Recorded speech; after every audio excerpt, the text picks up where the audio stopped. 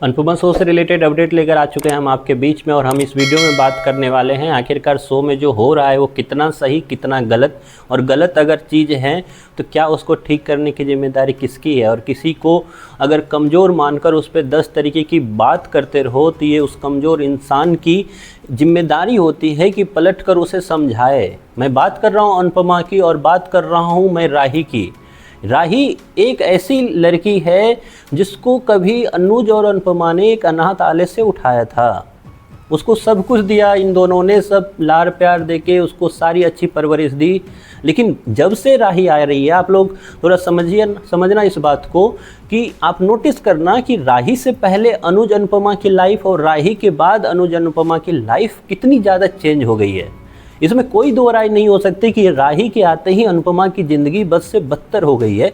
आप पीछे पलट कर देखना कभी, जैसे ही वो आई अनुज अनुपमा के बीच में खटपट स्टार्ट हो गई। अनुज का एक एक्स्ट्रा अटेंशन होता था राही के प्रति, तो वहाँ से खटपट स्टार्ट हुई। अनुपमा फिर दूर रहने लगी। अनुपमा ने छोड़ दिया ये सोच के कि मेरी वजह से बाप और बेटी के रिश्ते ख़राब हो रहे हैं तो मैं दूर चली जाती हूँ। फिर अनुपमा पास आई, अमेरिका में जाके मिली, अमेरिका में फिर से राही पास आती है, फिर वहाँ पे भी खटपट स्टार्ट हो गई। हाँ, देन उसके बाद अनुज दूर हो गया।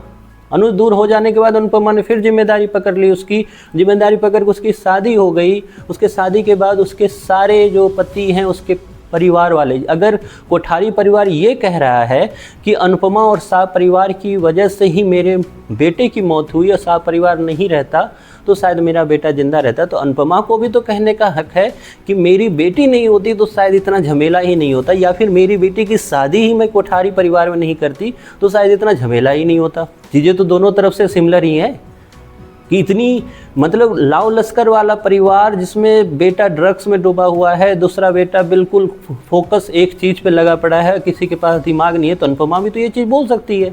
तो एक ही तरफ की स्टोरी क्यों चल रही है लगातार? हाँ, लेकिन इन सब से परे जाकर उस बेटी की जिम्मेदारी तो ख़त्म होने का नाम ही नहीं ले रही है।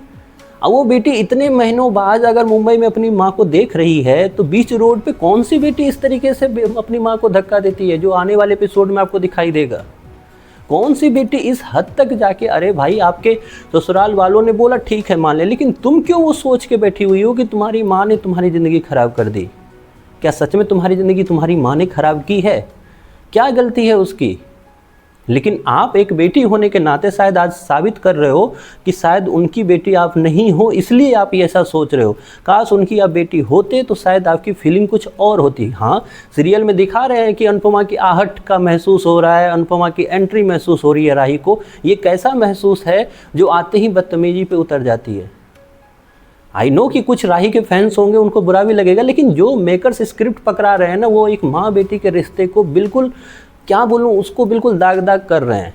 खैर, आपका क्या सोचना है ये ज़रूर आप कमेंट बॉक्स में बताएं कि राही और अनुपमा के रिश्ते का क्या सच्चाई है, और कितना कुछ राही ने अनुपमा को दिया और कितना अनुपमा ने राही को दिया।